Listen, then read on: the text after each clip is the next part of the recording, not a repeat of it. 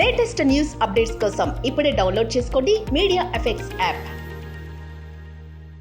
Welcome to media effects. నగరంలో party culture విపరీతంగా పెరిగిపోతుంది. సందర్భం ఏదైనా విచ్చలవిడిగా ఎంజాయ్ చేసేందుకు చాలామంది యువత ఆసక్తి చూపుతున్నారు. కాస్త డబ్బున్న యువత అయితే ఈ పార్టీలకు బానిసలు అయిపోతున్నారనడంలో అతిశయోక్తి లేదు.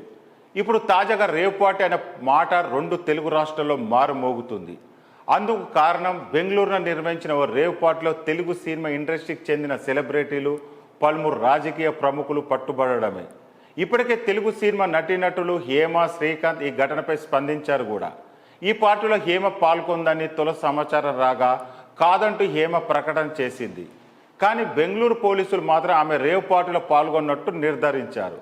గతంలో చాలామంది రేవ్ పార్టీ నిర్వహించి పట్టుబడిన సెలబ్రిటీలు ఎందుకు ఈ పార్టీలో పాల్గొంటారు? అసలు ఈ రేవ్ పార్టీ అంటే ఏంటి? ఇందులో ఏం చేస్తారు? ఎందుకు పోలీసులు పట్టుకుంటారు? లాంటి విషయాలపై నెటిజన్లు తెగ చేస్తున్నారు. రేవ్ పార్టీ గురించి ఇప్పుడు వివరంగా తెలుసుకుందాం. ఈ పార్టీ కల్చర్ అనేది 1950లో ఇంగ్లాండ్లో మొదలైంది.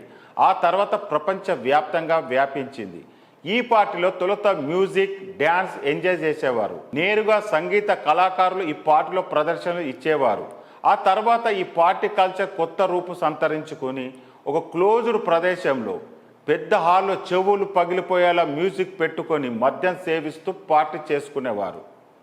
వైల్డ్ బిహేవియర్తో చేసుకునే పార్టీలకు రేవ్ అని పిలవడం మొదలుపెట్టారు.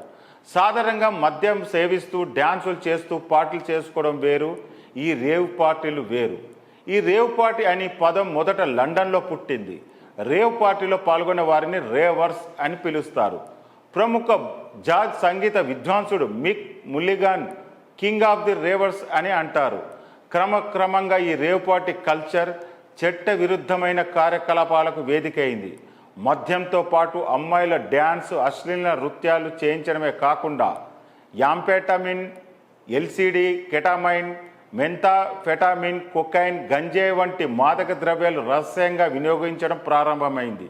ఇలాంటి చట్ట వ్యతిరేక రేవ్ పార్టీలు జరుగుతున్నాయని పోలీసులకు సమాచారం అందితే వెంటనే దాడి చేసి పార్టీలో పాల్గొన్న వారిని అదుపులోకి తీసుకొని నిర్వాహకులను అరెస్ట్ చేస్తారు. ఈ పార్టీలతో డ్రగ్స్ వాడకడం విపరీతంగా పెరగడంతో ఈ రేవ్ పార్టీలపై ఉక్కుపాదం మోపుతున్నారు. అయినా కూడా కొంతమంది సెలబ్రిటీలు ఈ రేవ్ పార్టీ కల్చర్ నుంచి బయటపడలేకపోతున్నారు. మరి ఈ విషయంపై మీ అభిప్రాయాలు కామెంట్ రూపంలో తెలియజేయండి.